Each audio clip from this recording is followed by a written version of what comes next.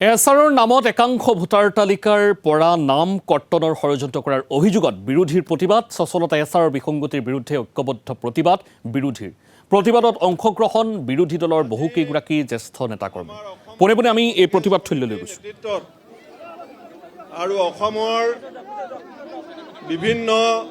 বিৰোধী ৰাজনৈতিক দল ৰাইজৰ দল অসম জাতীয় পৰিষদ CPM, CPI, CPIML প্ৰমুখ্যে বিভিন্ন ৰাজনৈতিক দলৰ নেতৃবৃন্দৰ উপস্থিতিত এই গণতন্ত্ৰ আৰু সংবিধান বচোৱাৰ আজিৰে জোৰ সমদল কাৰ্যসূচীত যোগদান কৰা আমাৰ নেতাসকল আমাৰ কেউটা ৰাজনৈতিক দলৰ পৰম পূজনীয় কৰ্মকৰ্তাসকল সাংবাদিক বন্ধুসকল 2016 চনত অসমৰ মানুহক পৰিৱৰ্তনৰ স্লোগান দি বিজেপি ক্ষমতালৈ আহিছিল আৰু বিজেপিয়ে এখন ভিজন ডকুমেণ্ট উলিয়াইছিল যে কংগ্ৰেছে 60 বছৰত কৰিব নোৱাৰা কাম বিজেপিয়ে 60 মাহত কৰি দিব আৰু সেই কামবিলাকৰ ভিতৰত মূলতঃ আছিল যে অসম চুক্তিৰ 5 নং 6 নং দফা ৰূপান্তৰিত কৰিব বাস্তৱিক ৰূপান্তৰ কৰিব 6 জনগোষ্ঠীৰ জনজাতিকৰণ কৰিব চাহ শ্ৰমিকক জনজাতিকৰণ কৰি মজুৰি বৃদ্ধি কৰিব ব্ৰহ্মপুত্ৰ খানি দুইপাৰে এক্সপ্ৰেছ হাইৱে বনাই বানমুক্ত গৰাখহনীয়া মুক্ত অসম গঢ়িব নিবনুৱা মুক্ত অসম গঢ়িব এতিয়া 10 বছৰ সম্পূৰ্ণ হোৱাৰ পাছত যিবিলাক মূল প্ৰতিশ্ৰুতি দি বিজেপি ক্ষমতালৈ আহিছিল সেই প্ৰতিশ্ৰুতিবিলাক এটাও সম্পূৰ্ণ কৰিব নোৱাৰিলে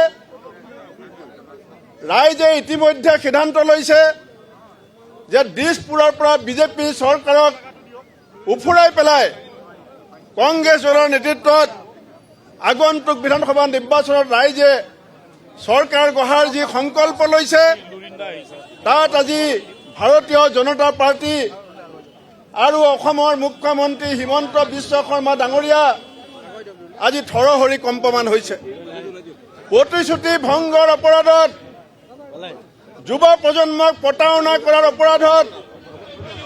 অসমৰ আহোম মটক মৰাণ চাহ জনগোষ্ঠী কোচ ৰাজবংশী চাহ জনগোষ্ঠী আদিবাসী চুতীয়া এওঁলোকক যি প্ৰবঞ্চনা কৰা হ'ল তাৰ বিৰুদ্ধে সমগ্ৰ অসমত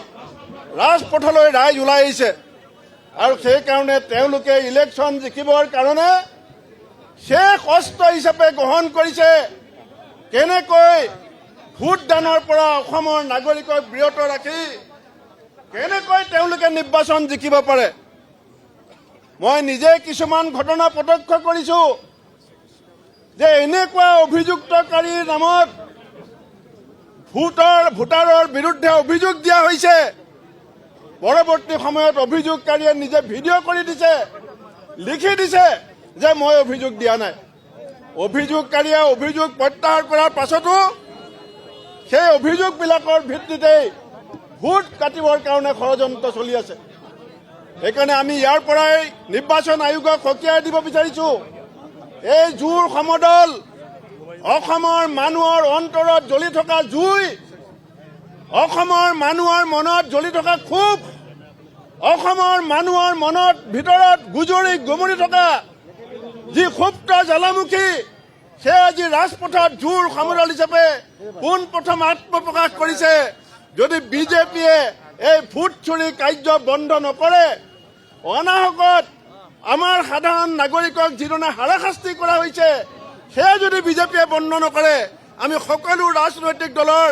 নেতা কৰ্মী একত্ৰিত হৈ এক শক্তিশালী গণতান্ত্ৰিক আন্দোলন আৰম্ভ কৰি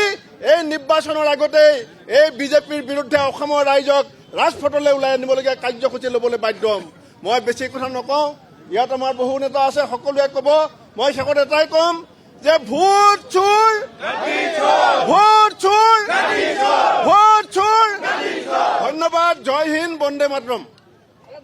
ভূপেন বৰাক মই ধন্যবাদ জ্ঞাপন কৰিছোঁ ইতিমধ্যে আমাৰ মাজত ৰুণজ্যোতি গগৈ আহিছে, আমাৰ ৰাইজৰ দলৰ ৰাছেল হুছেইন ডাঙৰীয়া আমাৰ মাজত আছে, আমাৰ CPM দলৰো উপস্থিত আছে।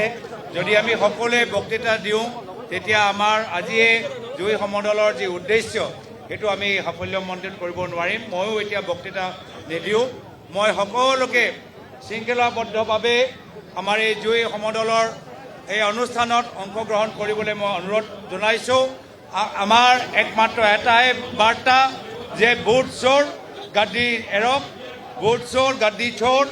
এই বাৰ্তা লৈ আমি সকলোৱে আগবাঢ়ি যামগৈ আৰু এই ক্ষেত্ৰত সকলৰ সহায় সহযোগিতাৰ মই কামনা কৰিছোঁ। আৰু বিভিন্ন দলৰ পৰা আমাৰ যে নেতাসকল আহিছে, কৰ্মীসকলক আহিছে, সকলোকে ধন্যবাদ জ্ঞাপন কৰিম। আৰু মিডিয়া আমাৰ বন্ধুসকলক সন্মুখত মই জনাইছোঁ, আমাক অলপ স্পেচ দিয়ক। আপোনালোকে অলপ আমাক ডিষ্টেঞ্চত থাকিলে আমিও আগবাঢ়ি যাব পাৰিম, নহ'লে আপোনালোকৰ কেমেৰাত আমিও একো চাব নোৱাৰিম ক'ত গৈ আছোঁ। আপোনালোকে লাহে লাহে গৈ থাকক, আমিও লাহে লাহে গৈ থাকিম। আৰু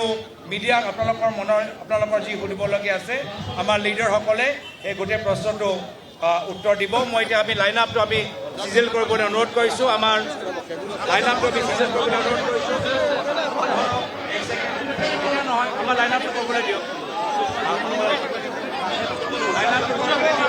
এয়া আছিল প্ৰতিবাদৰ দৃশ্যাৱলী। আমি পোনপটীয়া সম্প্ৰচাৰ দেখুৱালোঁ।